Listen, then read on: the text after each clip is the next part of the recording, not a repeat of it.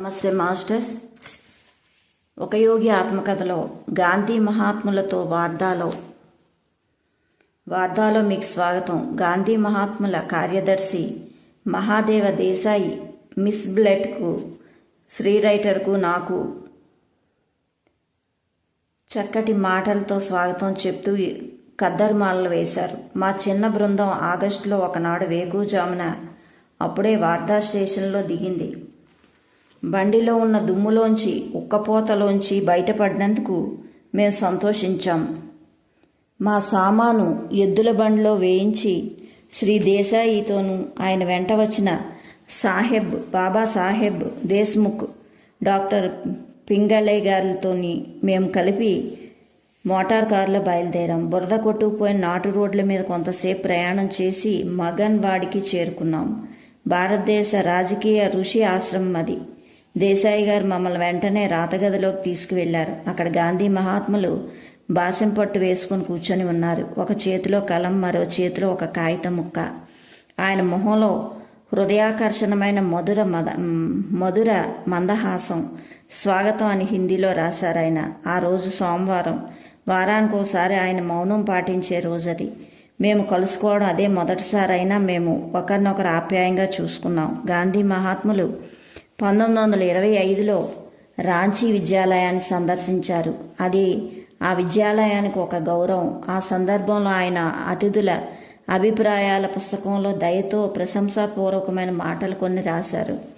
100 పౌండ్ల క్షీణకాయం గల ఆ సాధువుల్లో శారీరక, మానసిక, ఆధ్యాత్మిక ఆరోగ్యాలు ప్రస్ఫుటమవుతున్నాయి.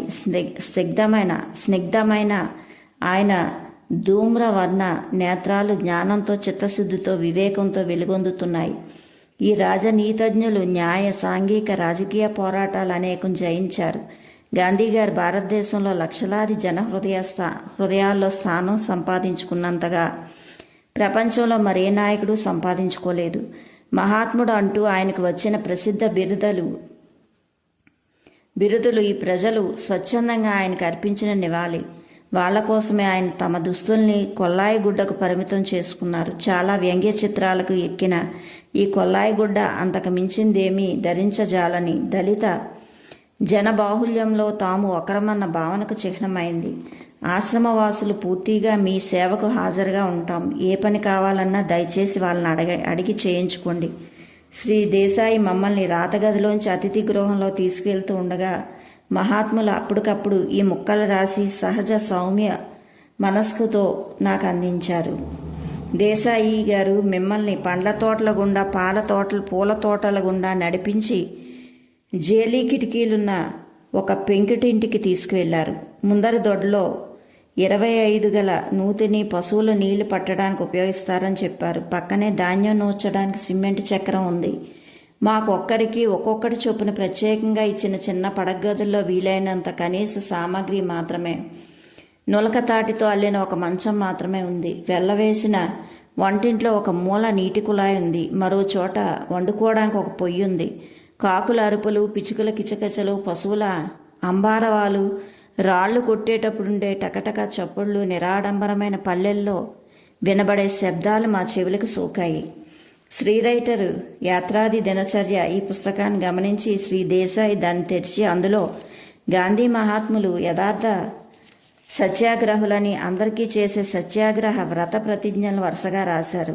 అహింస, సత్యము, అస్థేయం అంటే దొంగిలించకపోవడం, బ్రహ్మచర్యం, అపరిగ్రహం, కాయకష్టం, జిహ్వను అదుపులో ఉంచుకోవడం, నిర్భయం, అన్ని మతాల పట్ల సమాన గౌరవం, స్వదేశీ దేశంలో తయారైన వస్తువులే వాడడం, అంటరానితనం పాటించకపోవడం. ఈ 11 వినయ విధేయతలతో ప్రతిజ్ఞలుగా పాటించాలి. మేము వచ్చిన 2 గంటల తర్వాత నన్ను, నా సహచరుల్ని భోజనానికి పిలిచారు. ఆ మహాత్ములు అప్పటికే ముంగులికి ఆయన పట్టణ మందిరాన్ని మధ్యలో ఉన్న ఆశ్రమ వసార కమాను కింద కూర్చొని ఉన్నారు. సుమారు 25 మంది సత్యాగ్రహులు కూర్చున్నారు. వాళ్లకు ఎదురుగా ఇత్తడి కప్పులు, కంచాలు పెట్టి ఉన్నాయి. అందరూ కలిసి ప్రార్థన చేశారు. తర్వాత పెద్ద ఇత్తడి పాత్ర తెచ్చి వాటిలోంచి నెయ్యి వేసిన చపాతీలు తీసి వడ్డించారు. తాల్సరి అంటే ఉడకబెట్టిన కూరగాయ ముక్కలు, నిమ్మకాయ మరబ్బా కూడా వేశారు. మహాత్ములు చపాతీలు, ఉడకబెట్టిన బీట్రూట్ దుంపలు, కొన్ని పచ్చికాయగూరలు, నిమ్మకాయ, నారింజకాయ తిన్నారు. కంచానికి ఓ పక్క పెద్ద వేపాకు ముద్ద ఉంది. రక్తాన్ని శుభ్రపరచడంలో వేపాకు చెప్పుకోదగ్గది. ఆ ముద్దలో కొంత భాగం ఆయన చెంచాతో విడదీసి నా కంచంలో వేశారు. బలవంతాన మా అమ్మ నా చేత వెగట మందులు మింగించిన చిన్నప్పటి రోజులు గుర్తొచ్చాయి. నేను దాన్ని నోట్లో వేసుకొని మంచినీళ్ళతో పాటు గుటుక్కుని మింగేశాను. కానీ గాంధీ గారు ఆ రుచిని అనుకోకుండా ఆ వేపాకుల ముద్ద కొద్ది కొద్దిగా నములి తిన్నారు. ఇచ్ఛానుసారంగా తమ మనసును ఇంద్రియాల మించి మళ్లించిన సామర్థ్యత మహాత్ములకు ఉందని ఈ చిన్న సంఘటనలో గమనించాను. కొన్నేళ్ల క్రితం ఆయన గిలక ఆపరేషన్ జరిగిన సంగతి గుర్తొచ్చింది నాకు. మత్తుమందులేవి తమకు అక్కర్లేదని ఆ సాధువు ఆపరేషన్ జరుగుతున్నంతసేపు తమ శిష్యులతో కులాసాగా కబుర్లు చెప్పారు. ఆయనకు ఎపెండిసైటిస్ వచ్చినప్పుడు ఆయనకు బాధ గురించిన స్పృహ లేదన్న విషయాన్ని ఆయన ప్రశాంతమైన చిరునవ్వు వెల్లడించారు. మహాత్మా గాంధీ వారి ప్రముఖ శిష్యులైన మోడలిన్ స్లేట్తో ముచ్చటించే అవకాశం కలిగింది. ఒక ఇంగ్లీష్ నౌకా సేనాధిపతి కుమార్తె ఆమె. ఆ అమ్మాయి పేరు ఇప్పుడు మీరా బెహిన్. ఆమె తన రోజువారీ కార్యకలాపాల గురించి నిర్దిష్టమైన హిందీలో నాకు చెప్తున్నప్పుడు పుష్టిగా ప్రశాంతంగా ఉండే ఆమె మొహంలో ఉత్సాహం వెల్లివిరిసింది. గ్రామ పునరుద్ధరణ కృషి లాభదాయకమైంది. మాలో 5 ప్రతిరోజు పొద్దున్న 5 గంటలకు లేచి దగ్గరలో ఉన్న పల్లెల్లో వాళ్ళకి సేవ చేసి సాధారణ ఆరోగ్య నియమాల గురించి వాళ్ళకి బోధిస్తాం. వాళ్ళ పాకీదొడ్లు, బురద మట్టితో వేసిన తాటాకు గుడిసెలు శుభ్రం చేయడం ఒక పనిగా పెట్టుకుంటాం. పల్లెటూరు వాళ్ళు, చదువురాని వాళ్ళు చేసి చూపిస్తే తప్ప వాళ్ళకి నేర్పించడం సాధ్యం కాదు అంటూ కులాసాగా నవ్వింది ఆమె. ఉన్నత కుటుంబాల్లో జన్మించిన ఈ ఆంగ్ల వనిత చేత మామూలుగా అంటరాని వాళ్ళు మాత్రమే చేసే పాకీ పని చేయించినది నిజమైన క్రైస్తవ సహజమైన వినయం. అందుకు ఆమె వైపు ప్రశంసాపూర్వకంగా చూశాను. నేను 1925లో భారతదేశానికి వచ్చానని చెప్పింది ఆమె. ఆ దేశంలో నేను నా ఇంటికి తిరిగి వచ్చాను అనిపిస్తుంది. ఇప్పుడిక నా పాత జీవన శైలికి, పాత అభిరుచులకు మారిపోవాలని అనిపించదు. మేం కొంచెం సేపు అమెరికా గురించి మాట్లాడుకున్నాం. భారతదేశాన్ని సందర్శించే అమెరికన్లు అనేక మంది ఆధ్యాత్మిక విషయాల్లో కనపరిచే గాఢమైన ఆసక్తి గమనించి నేను ఎప్పుడూ సంతోషిస్తూ ఆశ్చర్యపోతూ ఉంటాను అన్నదామె. మరి కాసేపట్లో మీరా బెహన్కు రాట్నంతో చేతుల నిండా పనిపడింది. గాంధీ మహాత్ముల కృషి వలన రాట్నాలు ఇప్పుడు భారతీయ గ్రామాల్లో ఎక్కడ పడితే అక్కడ కనిపిస్తున్నాయి. కుటీర పరిశ్రమల పునరుద్ధరణకు ప్రోత్సహించడానికి గాంధీ గారికి బలమైన ఆర్థిక సాంస్కృతిక కారణాలున్నాయి. కానీ ఆయన ఆధునిక ప్రగతిని అంతనూ పిచ్చిగా ఖండించమని చెప్పారు. యంత్రాలు, రైళ్లు, కార్లు, టెలిగ్రాఫ్ ఆయన జీవితంలో ప్రముఖ పాత్రలు వహించాయి. జైల్లోని బయట కూడా కలిపి 50 ఏళ్ల పాటు ఆయన ప్రజాసేవ చేసిన కాలంలో రాజకీయ ప్రపంచంలో వ్యవహార వివరాలతోనూ కఠోర సత్యాలతోనూ ప్రతిరోజు కుస్తీపాట్లు పడుతూ ఉండేవారు. అయితే ఇవి ఆయన మనస్సు అంతునాల్ని, నిష్కపటాన్ని, మతిస్థిమితాల్ని, మానవ స్వభావంలోని చిత్ర విచిత్రాల్ని హాస్యధోరణిలో మెచ్చుకోవడం మాత్రం పెరిగేటట్టు చేశాయి. మేము ముగ్గురం బాబా సాహెబ్ దేశముఖ్ గారి అతిథులుగా సాయంత్రం 6 గంటలకు భోజనం చేసాం. రాత్రి 7 గంటలకు మళ్ళీ మేము మగన్వాడి ఆశ్రమంలో ప్రార్థన వేళకి వెళ్ళి డాబా ఎక్కాం. అక్కడ 30 మంది సత్యాగ్రహులు గాంధీజీ గారి చుట్టూ కూర్చొని ఉన్నారు. ఆయన ఒక తుంగచాప మీద కూర్చొని ఉన్నారు. పాతకాలపు జేబు గడియారం ఒకటి ఆయన ముందరి వైపు వేలాడుతుంది.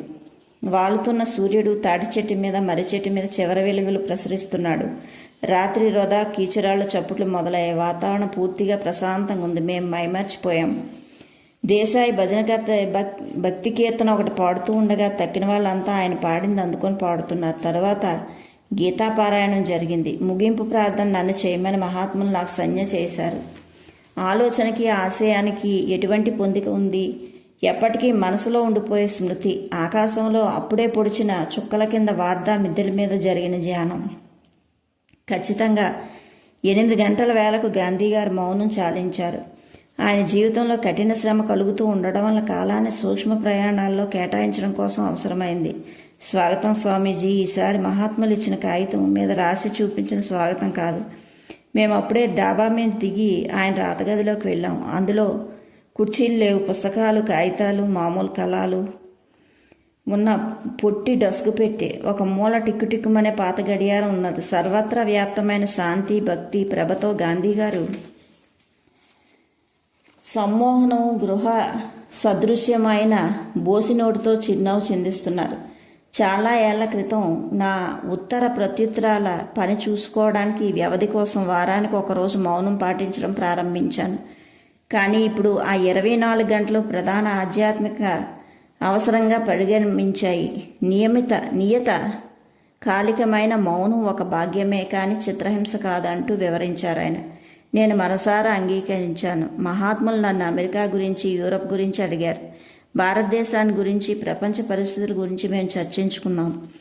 మహాదేవ్ శ్రీ దేశాయ్ గదిలో అడుగు పెడుతూ ఉండగా గాంధీ గారు అన్నారు, స్వామీజీ, రేపు రాత్రి యోగాన్ని గురించి మాట్లాడడానికి టౌన్ హాల్లో ఏర్పాటు చేయించండి. ఆ రాత్రికి నేను మహాత్ముల దారి సెలవు తీసుకుంటూ ఉండగా ఆయన ముందు చూపుతో ఒక రకం గడ్డె నూనె సీసా ఒకటి నా చేతికిచ్చారు. వార్దా దోమలకి అహింస సంగతి ఏం తెలియదు స్వామీజీ అన్నారు ఆయన నవ్వుతూ. మర్నాడు పొద్దుట మేము తేనె పానకం, పాలు, గోధుమ జావా తాగాం. గాంధీగారు సత్యాగ్రహులతో భోజనానికి రమ్మని 10:30కి మమ్మల్ని ఆశ్రమ వసారాలోకి పిలిచారు. ఆ రోజు వంటకాల్లో ఎర్రబియ్యం, కొత్తగా ఎంపిక చేసిన కూరగాయలు, ఏలక్కాయ గింజలు కూడా ఉన్నాయి. మధ్యాహ్నం ఆశ్రమ ప్రదేశంలో తిరిగాం. కొన్ని ఆవులు సదురు నెదురు లేకుండా మేత మేస్తున్న మైదానం వరకు తిరిగాం. గోరక్షణ అంటే గాంధీ గారికి గాఢమైన ఆసక్తి. ఆవు అనేది నా దృష్టిలో మానవుల కన్నా తక్కువ స్థాయిలో ఉన్న మొత్తం జంతు ప్రపంచం కిందే లెక్క. మానవుడు సహానుభూతులను మానవేతరాలకు కూడా విస్తరింపచేస్తుంది అది అంటూ వివరించారు మహాత్ములు. బ్రతికే ప్రతి జీవిలోని తనను చూసుకోవడానికి మానవుడు గోవులను పూజించాలని పెద్దలు ఆశించారు. సనాతన ఋషులు గోవును దైవ సమానంగా భావించడం సహజమే. భారతదేశంలో మనిషికి ఆవు నుంచి తోడు అది సర్వ సంపద్రాతి. అది పాలివ్వడమే కాకుండా సేద్యానికి కూడా ఉపయోగపడుతుంది. గోవు కరుణ రసాత్మక కావ్యం. ఆ సాధు జంతువుల్లో కరుణే కళ్ళకు కనబడుతుంది. మానవ జాతిలో లక్షలాది మంది రెండో తల్లి అది. గోరక్షణ చేయడం అంటే భగవంతుడు సృష్టించిన మూగజీవులన్నింటినీ రక్షణ ఇవ్వడం అన్నమాట. సృష్టిలో నిమ్న శ్రేణి నోరు లేనివి కనుక వాటి పిలుపు అన్నిటికంటే శక్తివంతంగా ఉంటుంది.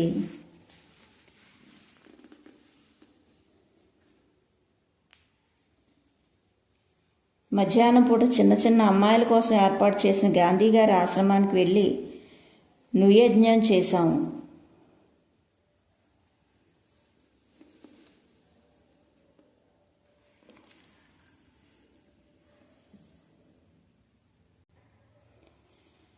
శ్రీ రైటర్ నాతో పాటు వచ్చాడు. కారులో 10 నిమిషాల ప్రయాణం. పొడిగాటి వన్నెల చీరలపైన కుసుమ కోమలమైన కన్నెపిల్లల మొహాలు ఆరుబయట కొద్దిసేపు నేను హిందీలో ప్రసంగించాను. ప్రసంగం చివర్లో ఆకాశం చిల్లులు పడేటట్టు దర్బారుగా వాన కురిసింది. నవ్వుకుంటూ నేను శ్రీ రైటర్ కారెక్కి మగన్వాడికి ఉరికాం. వెండి రేకుల్లా మెరుపులతో మెరుస్తున్న ఆకాశంలో అంత జోరుగా కురిసింది వాన. మళ్ళీ అతిథి గృహంలో అడుగు పెడుతూ ఉండగా నిరాడంబరత, ఆత్మత్యాగానికి నిదర్శనాలు చూసి మళ్ళీ మరో మాట కొత్తగా విస్మయం చెందాం. గాంధీ గారి అపరిగ్రహ ప్రతిజ్ఞ. దాంపత్య జీవితం తొలికాలంలో ఆచరణలోకి వచ్చింది. ఏడాదికి 60,000 రూపాయలు పైగా ఆదాయం వచ్చే విస్తారమైన వకీలు వృత్తిని విడిచిపెట్టి మహాత్ములు తమ సంపదను పేదవాళ్ళకి ఇచ్చేశారు. ఆ త్యాగాన్ని గురించి సామాన్యంగా ఉండే అసగ్రహమైన అభిప్రాయాల్ని శ్రీ యుక్తేశ్వర్ గారు వేళాకోళం చేస్తూ ఉండేవారు. బిచ్చగాడు సంపద ఏమీ త్యాగం చేయలేడు అనేవారు ఆయన.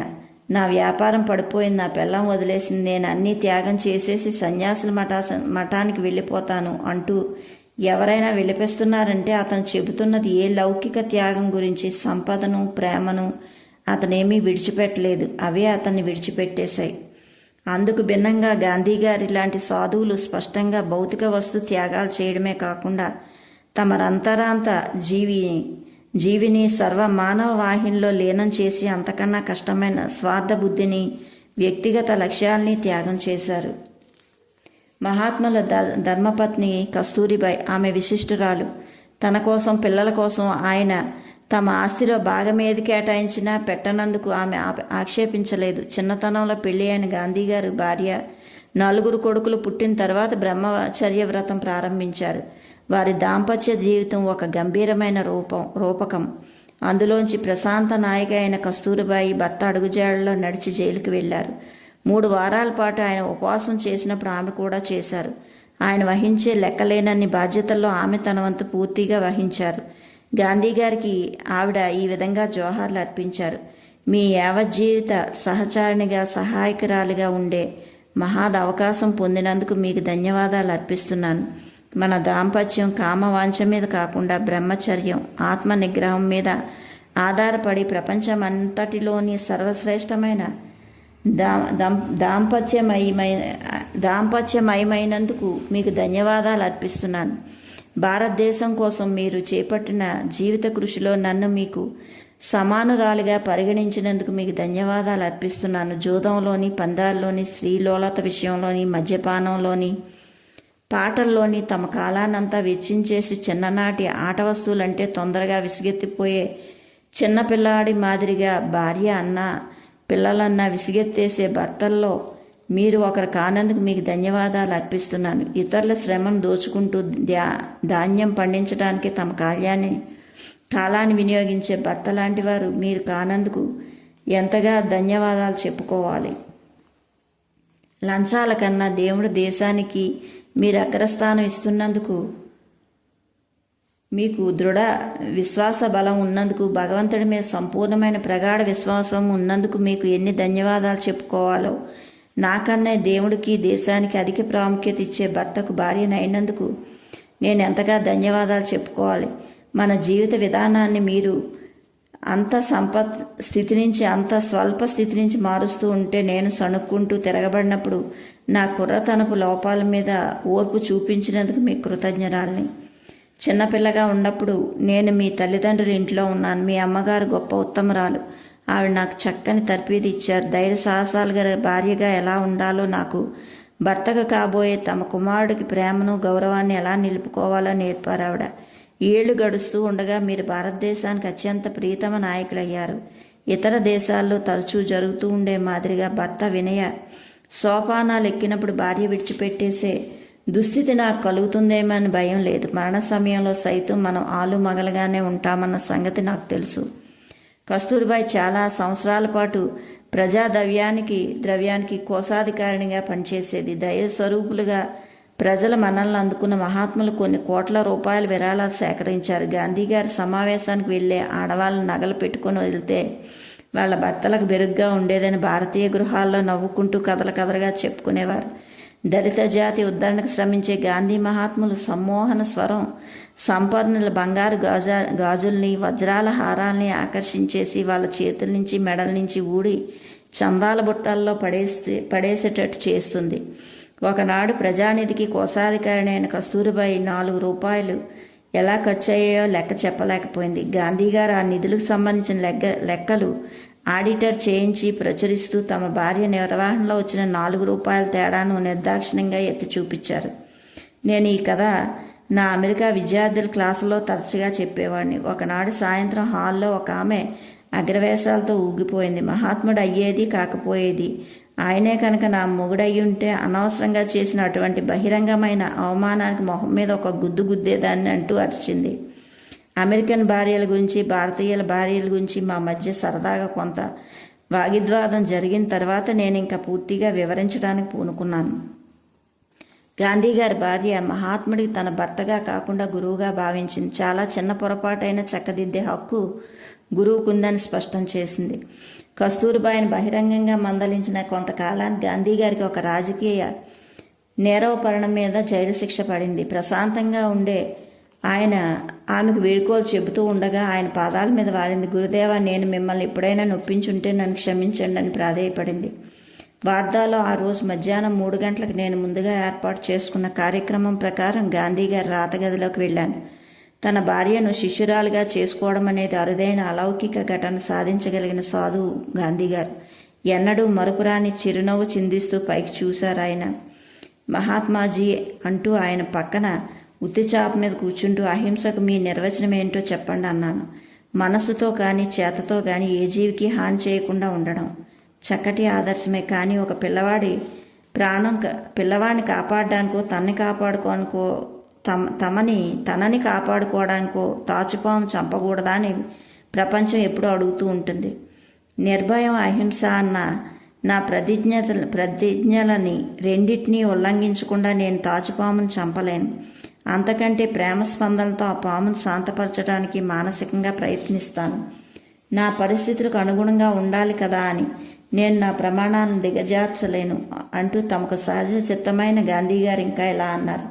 ఏ మాటకి ఆ మాటే చెప్పుకోవాలి. ఒక తాచుపామే కనుక ఎదురైతే నేను నిర్భయంగా ఇలా కబుర్లు చెప్పలేను.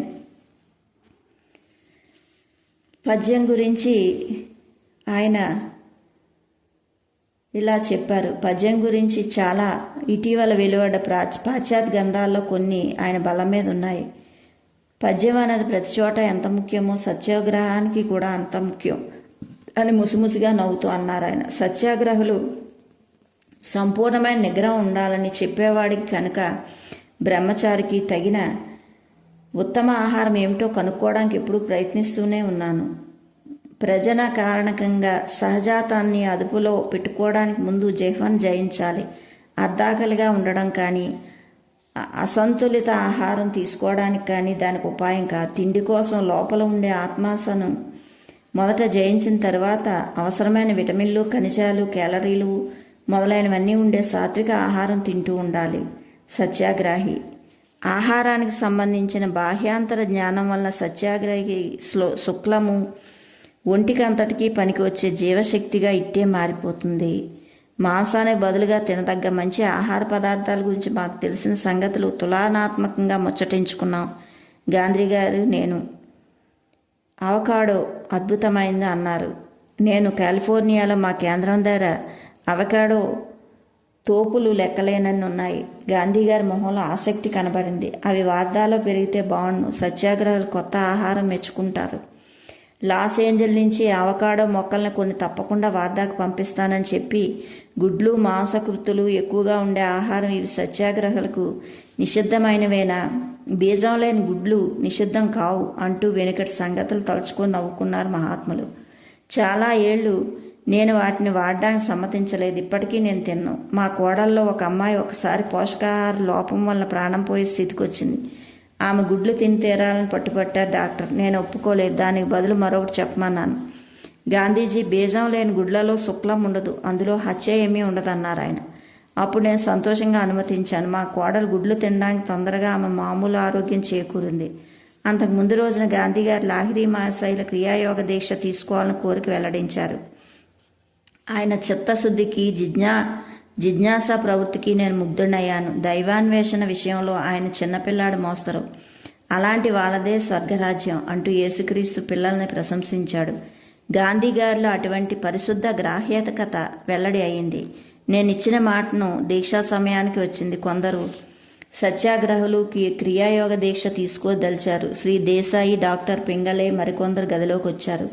నేను మొదట చిన్న తరగతికి శారీరకమైన యోగదా అభ్యాసాలు నేర్పించాం. శరీరం 20 భాగాలుగా ఉన్న సంగతి అంతరికంగా దర్శిస్తారు. ప్రతి భాగంలో శక్తి వెళ్ళేటట్టుగా సంకల్పం దాన్ని నిర్దేశిస్తుంది. కాసేపట్లో నా ఎదుట ప్రతి ఒక్కరూ స్వయంచలన మానవ యంత్రంలా స్పందించడం చూశాను. గాంధీ గారి శరీరంలో 20 భాగాల్లోని స్పందన ఫలితం చూడడం సులువే. చూసే వాళ్ళకి ఆయన శరీర భాగాలు ఎప్పుడూ పైకి కనిపిస్తూనే ఉన్నాయి. ఆయన చాలా సన్నగా ఉన్న వికారం అనిపించేటంత బక్కగా ఉండరు. ఆయన ఒంటి మీద చర్మం నున్నగా ముడతలు లేకుండా ఉంటుంది. తర్వాత నేను వాళ్ళ క్రియాయోగం అనే ముక్తిదాయకమైన యోగ ప్రక్రియను ఉపదేశించాను.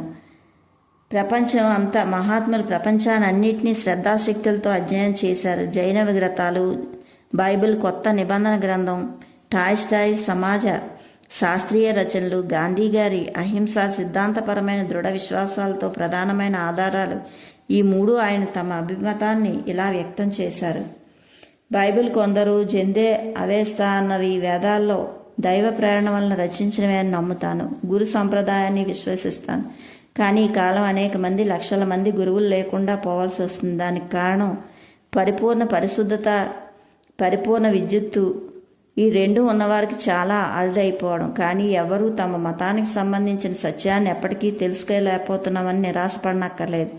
ఏం చేతనంటే తక్కిన గొప్ప మతాలన్నింటిలో మౌలికాంశాలలాగే హిందూ మత మౌలికాంశాలు కూడా మార్పు చెందరానివి, సులువుగా తెలుసుకోగలిగినవి.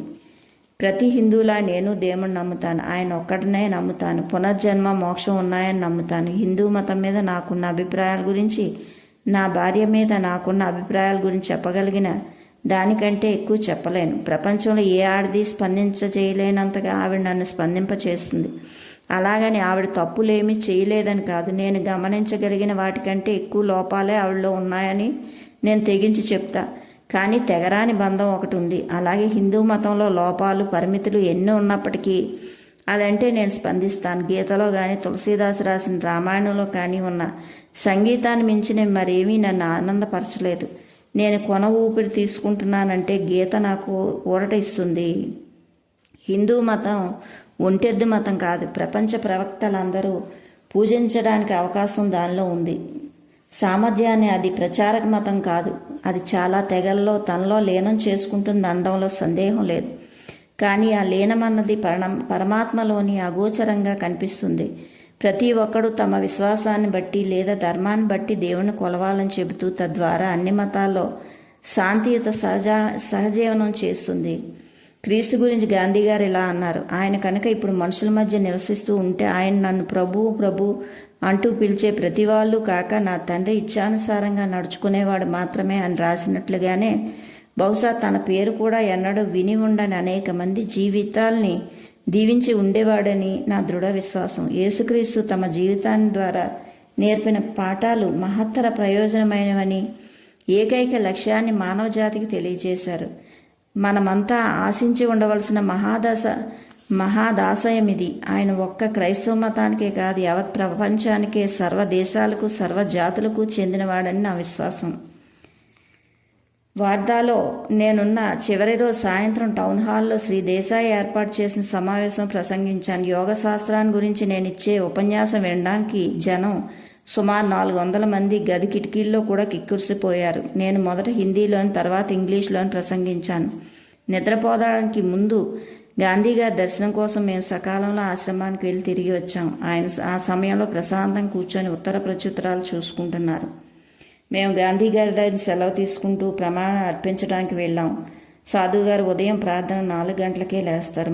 మహాత్మాజీ సెలవు. ఆయన పాదాలు ముట్టుకోవడానికి నేను ముందుకు వంగాను. నీ సంరక్షణలో భారతదేశం క్షేమంగా ఉంది అని చెప్పి వార్తాయాత్ర ముగించాము. Okay masters, thank you. Like, share, subscribe.